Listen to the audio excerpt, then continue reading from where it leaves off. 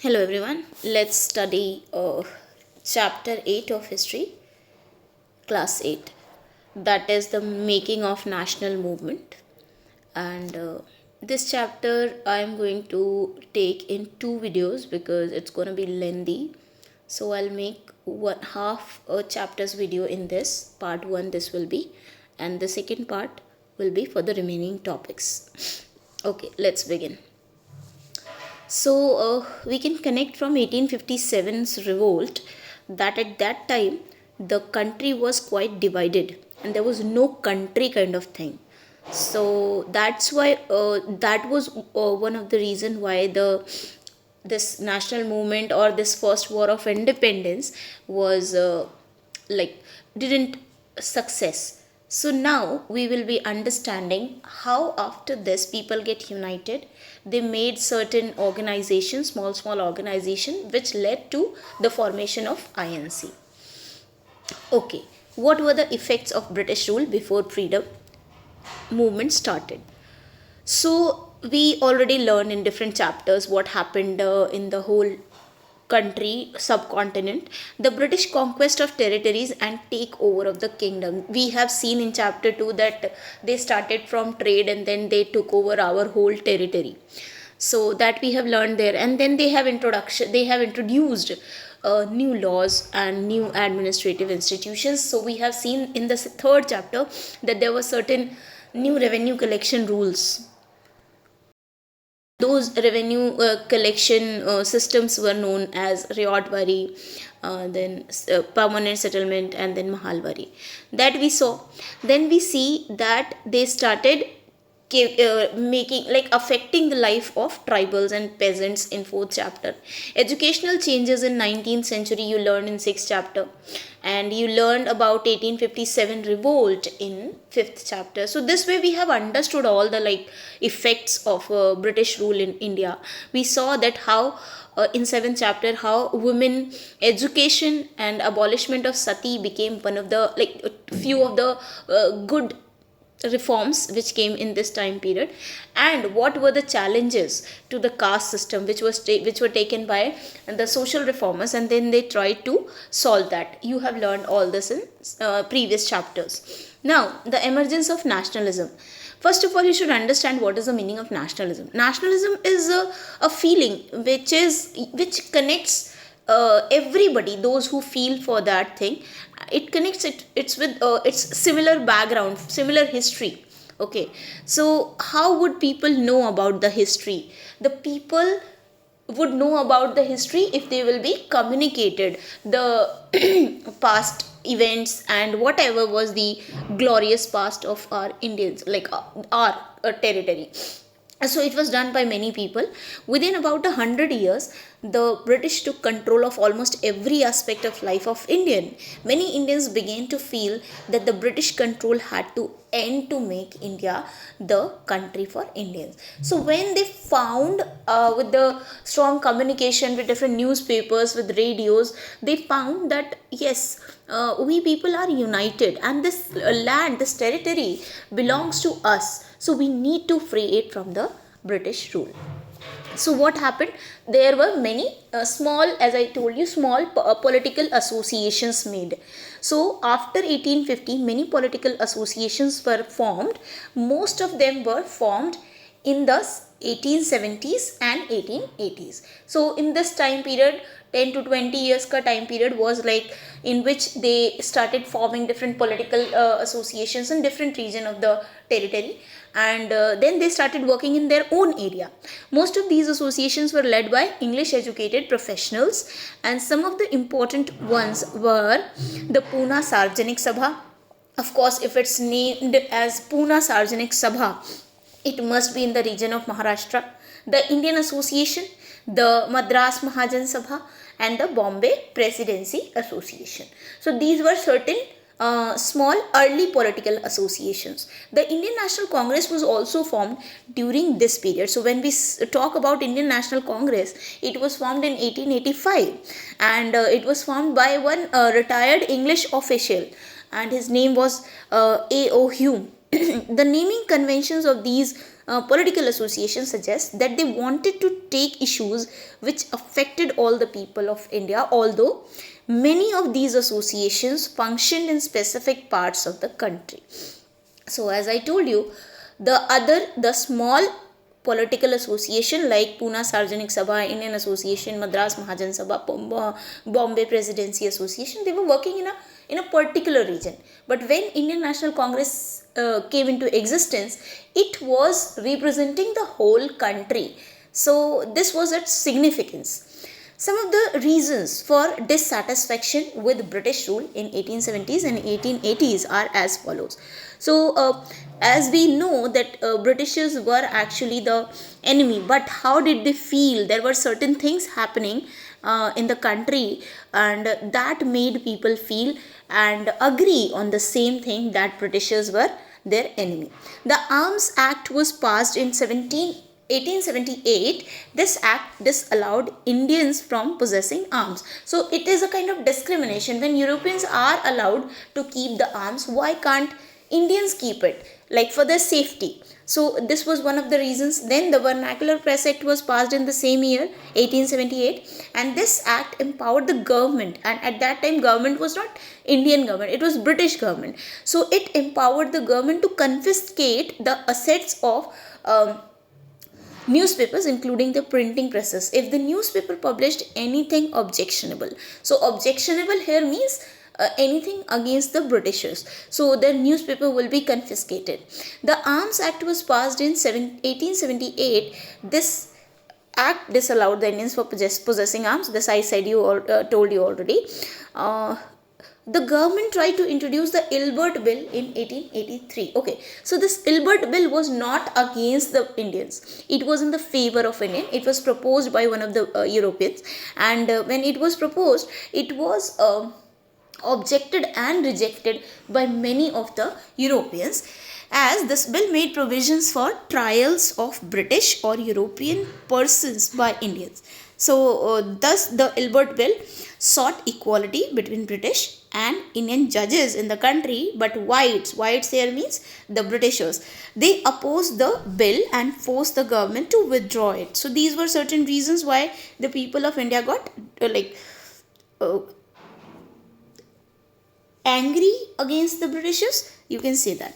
Okay, now this person we all are aware, he is our national hero, and we all respect a lot. We should also. It is one of our fundamental duties. Okay, so Bhagat Singh is one of the prominent leaders of our freedom fight.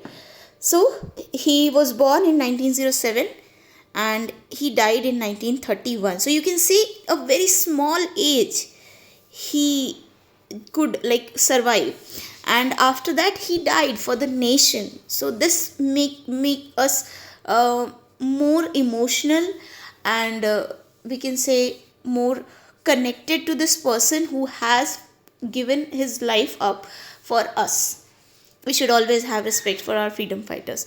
So he was an Indian revolutionary socialist who was influential in the Indian independence movement. He worked with several revolutionary organizations and became prominent in the Hindustan Republican Association. So you learn about HSRA in your book, but earlier it was named as Hindustan Republican Association. Later, with the impact of socialism, it just got the name later in 1928, Hindustan Socialist Republican Association. So he was part of it and he did a lot of work under this, which you will learn in the next slides.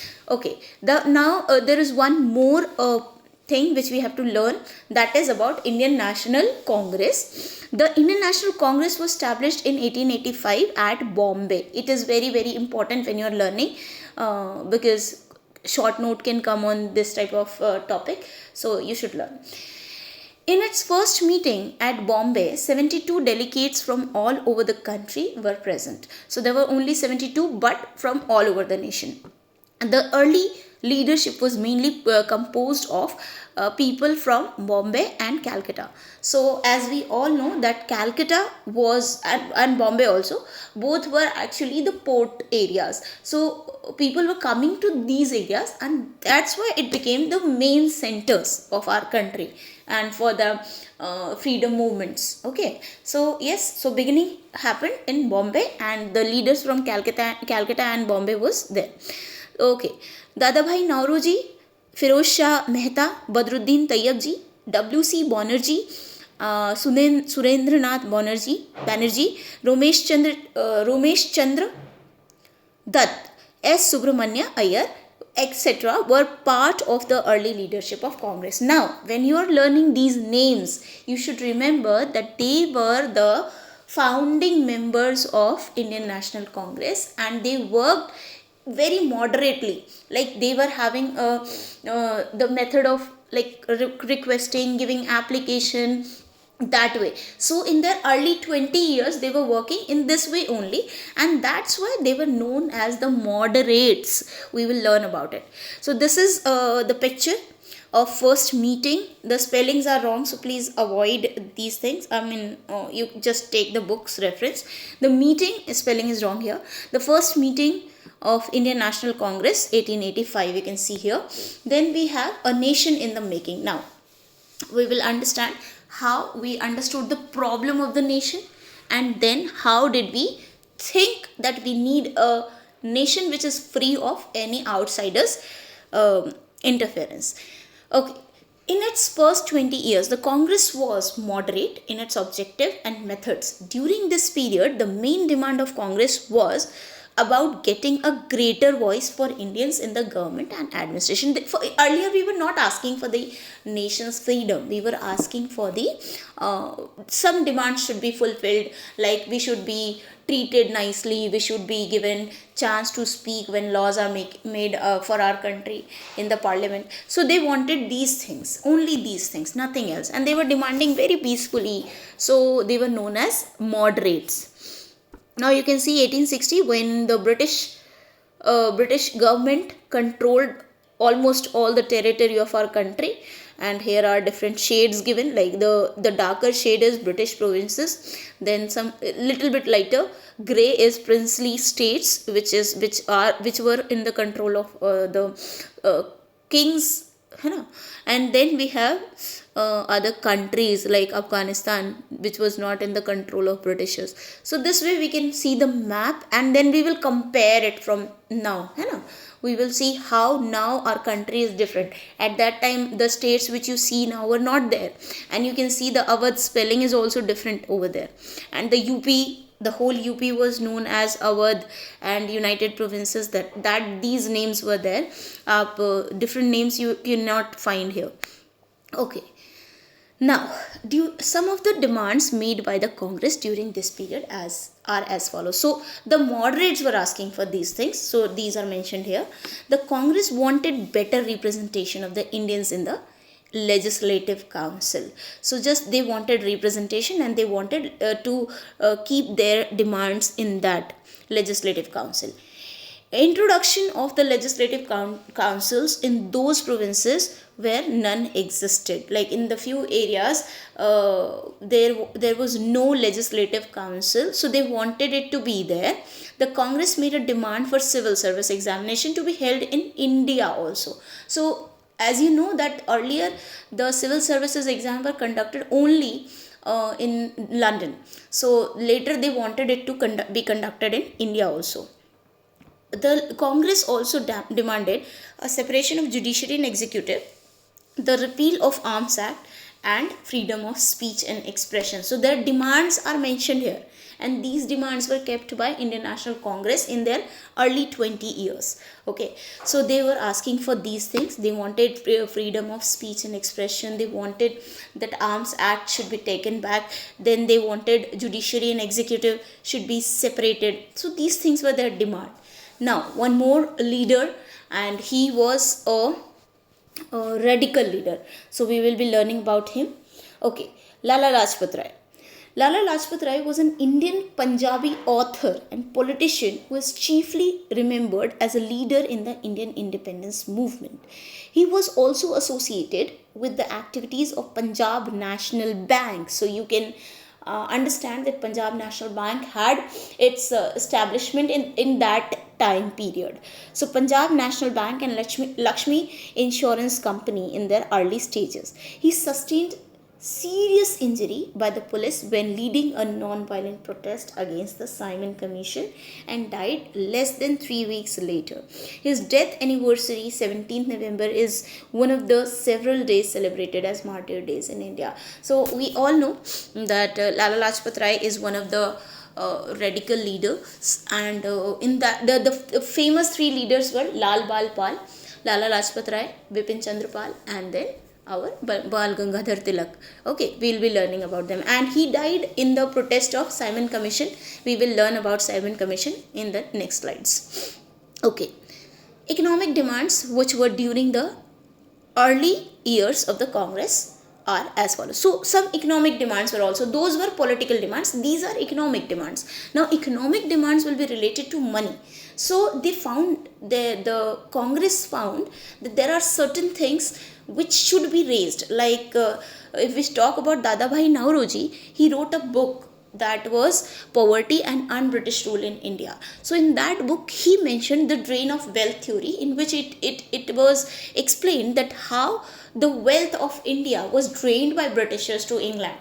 So there were some economic demands like related to money. Let's see what were those. Reduction in revenue, cut in military expenditure, and more funds for irrigation. So they wanted that the tax which are being collected, the rate should be reduced. Then the military expenditure, because they were spending a lot of money in First World War, so they wanted that money should also, and before that also they fought a lot of war to expand their territory. So they fought, and then they needed more money for the maintenance of that military. So they wanted, like Indian National Congress wanted to reduce that expenditure, and more funds should be given for irrigation, because if you want to collect tax you need production. For that reason irrigation should be in better condition. The Congress also passed various resolutions on the salt tax, treatment of Indian laborers abroad, and the suffering of forest dwellers. So forest dwellers, we have already learned about them. Those were tribals. Their life was also getting troubled by the British forest law. So they wanted to change it a little bit for their betterment. And then taxes which were put on essential things like salt. So they wanted them to reduce these things. These demands show that in spite of being a body of educated elite, the Congress also talked about the common people. So when we see such demands which are related to common people, we see that they not only focused on the political goals, but they also wanted some changes in the life of common people. The moderate leaders wanted to create public awareness about the unjust nature of the British rule. Now see, the moderate leaders they knew that the Britishers are doing wrong, but they never used violent methods, and they wanted to aware public about the unjust nature of the British rule also. In order to do so, they published newspaper, wrote articles, and tried to show the bad effects of the British rule. They did all, but they never used extreme methods, due to which they couldn't get success in this thing. Okay, now you can see there is Indian National Congress in Delhi near Rashtrapati Bhavan. So they sometimes do peaceful protest, but very peacefully. Yes. Okay, freedom is our birthright. And this was the slogan given by Bal Gangadhar Tilak, who was also the founder of Home Rule League. Okay, by the 1890s, many Indians began to question the style of the Congress. Why? Because they were not working in the manner they should. They were not aggressive. New leaders emerged who began to explore the more radical objectives like Bipin Chandra Pal, Bal Gangadhar Tilak, and Lala Lajpat Rai. I told you they were known as Lal Bal Pal. uh, they criticize the moderates for their policy of prayers. Like, yes, if you compare radicals and moderates, they were very different, like opposite poles. So they started criticizing that. They said that we cannot only pray and wait for the results. It will not happen. We need to take action. They argued that people should not believe on the so-called good intentions of the government and must fight for Swaraj. They wanted to fight for Swaraj. Swaraj means their own land, their own country. Tilak raised the slogan, "Freedom is my birthright and I shall have it." You should remember this. Now, a little bit information about Bal Gangadhar Tilak. So, Bal Gangadhar Tilak was born as Keshav Gangadhar Tilak. His original name was Keshav Gangadhar Tilak. He was an Indian nationalist, teacher, social reformer, lawyer, and an independence activist. So many profiles are connected with him, and he was the first leader of the Indian independence movement. He was first of the Indian independence movement, and the British colonial authorities called him the father of the Indian unrest. He was also conferred with the honorary title of Lokmanya, which literally means accepted by people. So we commonly heard his name as Lokmanya Tilak, Bal Gangadhar Tilak. So these titles were given for certain reasons. Okay, so this was the title given because he was accepted by everyone. Tilak was one of the first and strongest advocates of Swaraj and a strong radical in Indian consciousness. So we all know that him as a radical leader. Okay, now from here starts different events which you should learn in detail, properly, making different points. These topics are going to be very, very important. Like, first is partition of Bengal. So Bengal was partitioned in 1905 by, at that time's Viceroy Lord Curzon.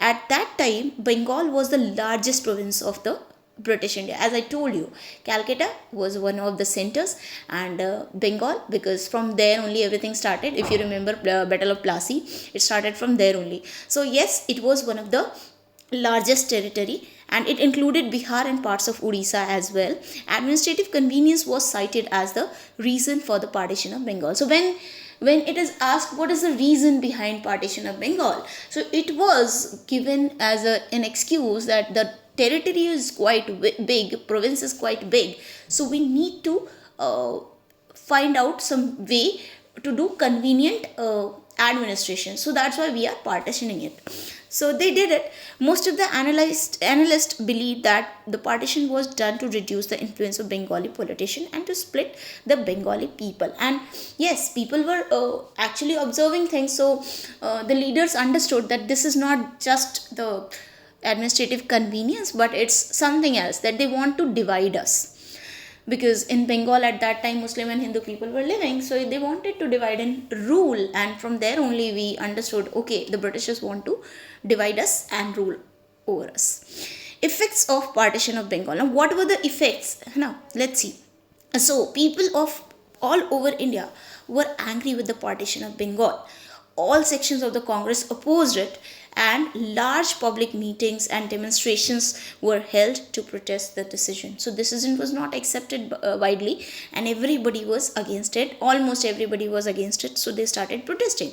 The struggle against the partition of Bengal came to be known as Swadeshi movement, and this movement was commonly, famously known as the Swadeshi movement, because we were fighting for the Swadesh, our country, and it was the strongest in Bengal, but was felt in the other parts of the country. Because see, Bengal was partitioned, but every area, like in the south or in north, they were also understanding the intentions of British, so they also started opposing it. And in Andhra Pradesh, it was known as Vande Mataram movement, Swadeshi movement, which was in this part, like Bengal, it was also known as Vande Mataram movement in Andhra Pradesh. Okay, now one of the biggest example, or you can say one of the best example of women empowerment at that time, because we saw in chapter 7 that there were many problems, evil practices, lack of education among women. So there were many problems, but still there were some women who worked hard, who fought against the society and became the examples for the women empowerment. Like, okay, see, so Sarojini Naidu was born in Hyderabad to Aghornath Chattopadhyay and Barada Sundari Devi on 13th February 1879, and settled in Hyderabad, where she founded and administered Hyderabad College, which later became the Nizam's College in Hyderabad. Her mother, her mother, Barada Sundari Devi, was a poetess and used to write poetry in Bengali. She was the second woman to become the president of Indian National Congress in 1925 and the first Indian woman to do so. Okay. Now, main aims of Swadeshi movement. The main aim of Swadeshi movement was to oppose the British rule. Their decision encourage the idea of self-help and Swadeshi enterprise. Like now you see Atmanirbhar Bharat concept of our Prime Minister. So that time it started. Okay, we wanted to grow our Indian enterprise. So that's why self-help idea was encouraged. Encourage national education and use of Indian language, and the aim was also to encourage our own language, because English education was at that time at peak, because Britishers wanted clerks from India for their administrative work. So they started that English education and it spoiled the Indian education system. So they wanted it back. Okay. Now one of the leaders from Bengal, Chittaranjan Das. Let's read about him. So Chittaranjan Das, who was born in 1869, he was an Indian politician and founder leader of the Swaraj Independence Party in Bengal under British rule. Educated in England, where he became a barrister, and you know, barrister means a lawyer. His public career began in 1909. He was a leading figure in Bengal during the non-cooperation movement of 1919. We will be learning about it in further slides. So 1919 to 1922, and initiated the ban on British clothes, setting an example by burning his own European clothes and wearing khadi clothes. At one time, his clothes were tailored and washed in Paris. He maintained a permanent laundry in Paris to ship his clothes to Calcutta. He sacrificed all these luxuries when he became attached to the freedom movement. So, see, many rich people were also there, and they also sacrificed their luxuries of life to become the part of Indian national movement. So, we cannot forget all these things. The radicals advocated mass mobilization and boycott of British institutions and goods. Some leaders also suggested the use of revolutionary violence to overthrow British rule. So when we talk about radicals, they were quite different, and I said two different poles were there, north and south, radicals and moderates. So radicals idea was to use violence and do actions, not only just by doing prayer they were satisfied. No. So now it comes like in 1906, just after the partition of Bengal, Muslim League was formed.